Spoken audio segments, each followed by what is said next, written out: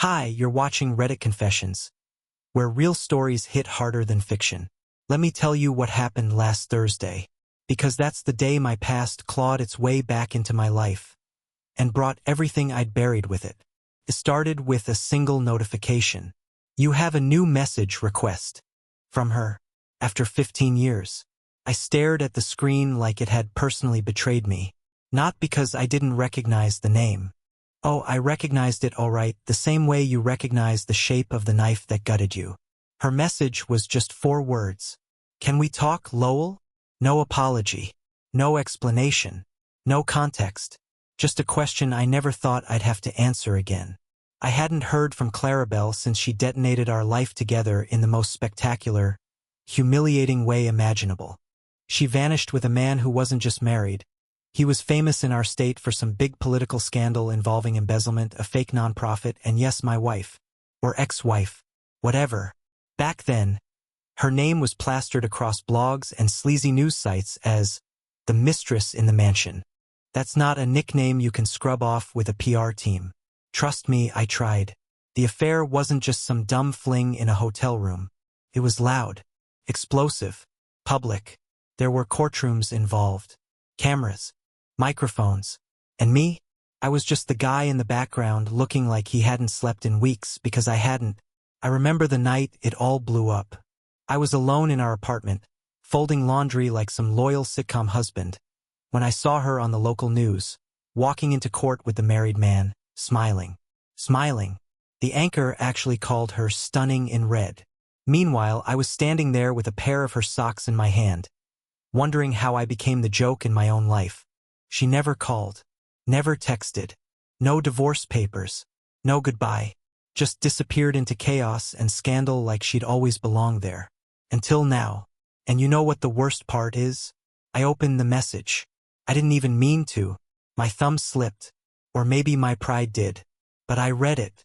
And I sat there, in my tiny apartment with mismatched furniture, staring at the words like they were a loaded gun. I should have blocked her. Instead, I typed, "What could you possibly want?" and hit send. And just like that, it began again. But not the way she expected. The reply came faster than I expected. "I just want to explain," she wrote. "That's all." Explain? 15 years later? After torching our lives and walking away like the fire was someone else's problem? That word alone made me clench my jaw so hard I thought I chipped a molar. But like the idiot I've always been when it comes to her, I told her to call. I didn't expect her to, but 3 minutes later, my phone rang. Same number. Same name. Same pit in my stomach. I stared at the screen, letting it buzz until the last possible second. Then I answered. Lowell. Her voice still had that tone. That calm, confident, calculated rhythm like she was always 2 steps ahead in a chess game I never asked to play. "I didn't think you'd pick up," she said quietly. I didn't say anything. I wanted her to sit in the silence. I wanted her to hear how nothing sounded after 15 years of absence. But she kept talking. Of course she did. She said she was sorry. Not in the real way people say it, not with any weight. More like she was sorry that things had become inconvenient for her again. She said the man she left me for had died. A heart attack. Sudden and cruel, she called it, as if fate had finally turned on her. I almost asked if his wife had sent flowers. But I didn't. I just listened. She told me she was reflecting, and realized I was the only person who ever truly knew her. The irony of that sentence nearly made me choke. Then she asked something that I wasn't ready for. "Would you be willing to meet for coffee?" Just like that. Casual. Like we were old co-workers or people who used to carpool. I felt this mixture of anger, confusion, and something else I hated myself for feeling. Curiosity. Why now? What does she want from me? And more importantly, why did my hand tremble when I said, maybe? I don't know what kind of person says yes to meeting the woman who detonated his life 15 years ago, but apparently, I'm that kind of person. I didn't even sleep the night before. My stomach felt like it was filled with wet cement. I kept wondering if she'd changed, if she'd look older, if I'd feel anything other than the low-grade shame that had followed me since the day she left. I chose a coffee shop far from downtown. Somewhere quiet, where no one would recognize either of us. I got there 20 minutes early. Not because I was eager, because I was scared I'd bail if I waited any longer. She walked in 5 minutes late, like always. Same posture, same walk, same look in her eyes like the room owed her attention. Clarabelle hadn't changed much. Older, sure, but still with that careful polish she always wore like armor. She smiled like this was some kind of reunion special. I didn't smile back. She sat, folded her hands, and started with a joke. I half expected you to throw your coffee at me. I told her I didn't waste caffeine on people who walked out mid-story. Then came the pitch, because that's what it felt like. She said she was rebuilding, that the last few years had broken her in ways she never expected. She'd lost money, friends, her reputation. Apparently, the man she left me for, Walter something, hadn't just cheated on his wife with her. He cheated on Clarabelle too, multiple times, with younger women, assistants, even his own niece's friend. She said it like it hurt, and I wanted to feel sorry for her. But I didn't. All I could think about was how she once told me I was too stable to be exciting. I asked her why she really called me. She didn't answer right away. She stirred her coffee, looked out the window and said, "Because I can't go back and I have no one else to go forward with." That sentence sat between us like a loaded weapon. And suddenly I realized she wasn't asking for forgiveness. She was asking for rescue. I should have walked away when she said those words. I have no one else to go forward with. That wasn't remorse. That was desperation wrapped in sentiment. But I didn't move. I just stared at her while something inside me, something small and pathetic, waited to hear what she'd say next. Clarabelle always had this way of bending her voice, softening her gaze, like she could shape emotion out of thin air. She asked about me, where I lived now, if I ever remarried. I told her no. Her eyes flickered with something. Regret, maybe, or relief. Hard to say. Then she said it. The thing I didn't see coming. I have a son. I blinked. She continued. He's 11. His name's Nolan. There was a pause, a long one. He was Walter's. Or, I thought he was. I didn't understand what she meant, until she pulled out an envelope. A test.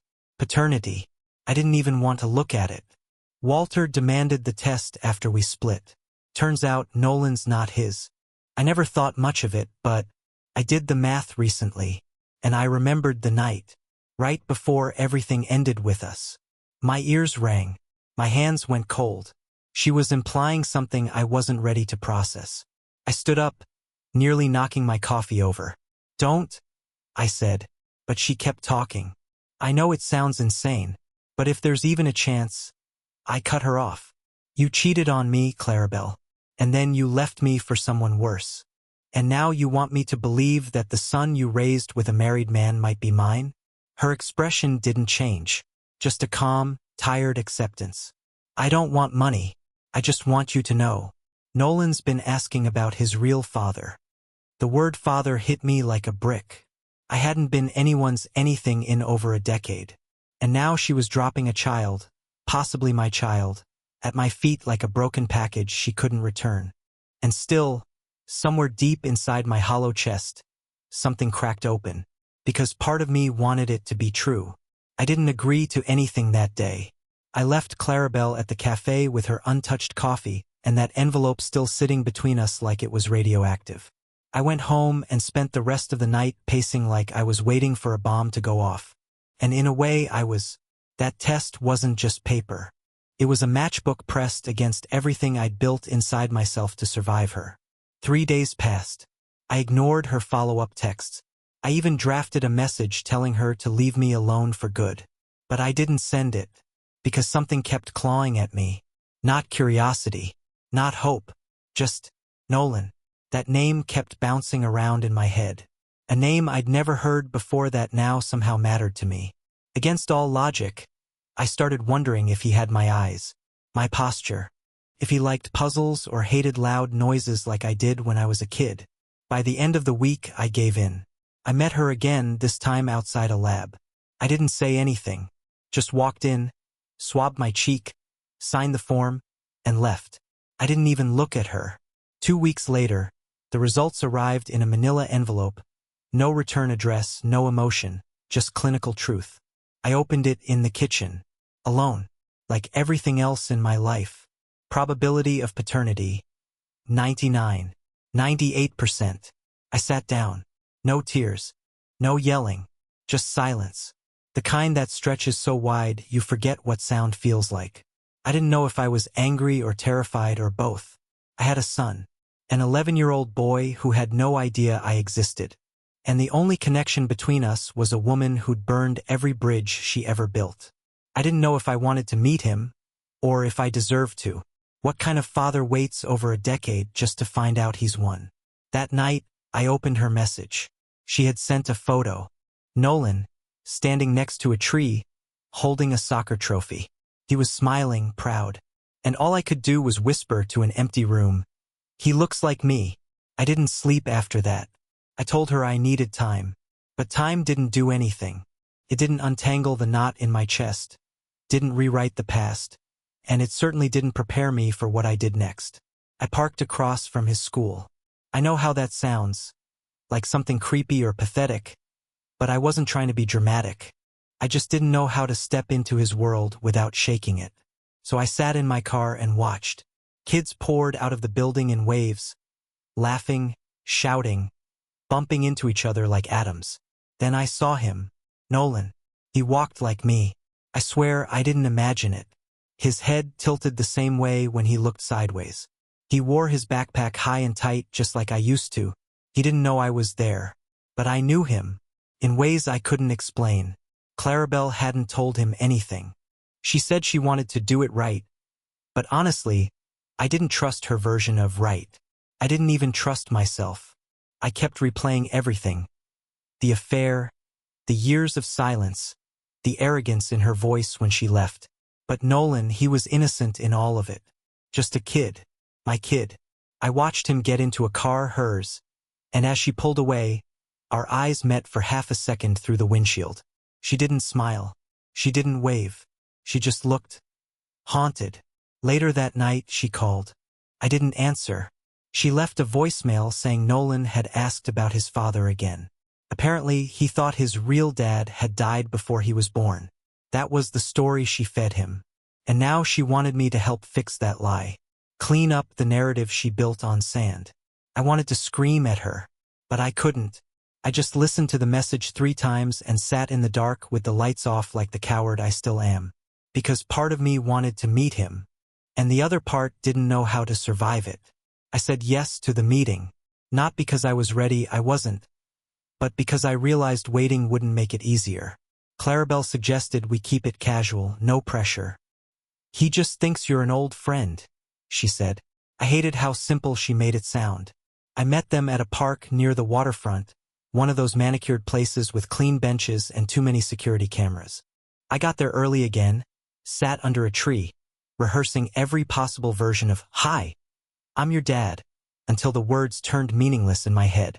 He showed up holding a bag of chips and a soccer ball, talking to Clarabelle about a YouTube channel he liked. When she pointed at me, he glanced over, gave a polite wave, and walked right past. I wasn't sure what I expected. Tears? A spark of recognition? Instead, I was just a stranger on a bench. She introduced me as Lowell, an old family friend from way back. I nodded like a fool. My hands were shaking. He sat beside me and asked if I liked soccer. I told him I never played much, but I liked watching. He lit up and launched into a passionate speech about his favorite team. I laughed. Not because it was funny, because his enthusiasm was so pure it cracked something open inside me. For 20 minutes, I just listened to my son talk like I hadn't lost 15 years. Like this was normal. Clarabelle sat a few feet away, pretending to scroll her phone. But I saw her watching us through the corner of her eye. She was measuring it, assessing how it would all unfold. I hated that she controlled the narrative. But I kept talking to Nolan anyway. Before they left, he turned to me and said, "You should come to one of my games. I could use more people cheering." He didn't know what that meant to me. That one sentence hit harder than any paternity test or voicemail. I told him I'd think about it. But truthfully, I was already planning which seat to sit in. The first game I attended, I didn't tell Clarabelle I was coming. I wanted it to be my choice, not hers. I stood on the far end of the field, behind the line of folding chairs and parents with overenthusiastic cowbells. I wasn't even sure he'd see me, but halfway through the second quarter, Nolan glanced over and froze. He nudged his teammate, pointed. Then he smiled. It wasn't a polite smile. It was real. I hadn't realized how much I needed that until it hit me in the chest like a wave. After the game, I walked over slowly. He jogged toward me, holding his water bottle like a trophy. "You came," he said, grinning. I nodded, too choked up to speak. "I told Coach you might. I saved you a juice box." He reached into his bag and handed me one, as if that single gesture could fill 15 years of silence. And somehow, it did. I took it and sat beside him on the grass, watching the other kids pack up. Clarabelle stood nearby, silent, arms folded. For once, she didn't interfere. In the weeks that followed, Nolan asked if I wanted to hang out. Just the two of us. We went to a science museum, played mini-golf, and even built a model rocket in my apartment kitchen. He didn't ask questions about the past. He didn't seem to care about the tangled mess that brought us here. He just saw me as someone who showed up, someone who didn't leave. And in the quiet between those moments, something healed in me. Not all at once, but enough. I still don't forgive Clarabelle, and maybe I never will. But Nolan wasn't part of that wreckage. He was the one good thing that came from it. The one unexpected piece of my life that still made sense. So yeah, 15 years later, I met my son. And somehow, despite everything, it gave me a reason to move forward again. Thanks for watching Reddit Confessions. If you've ever experienced an unexpected twist that completely changed your life, good or bad, share it in the comments. We'd love to hear your story. And don't forget to like, subscribe, and stay tuned for more.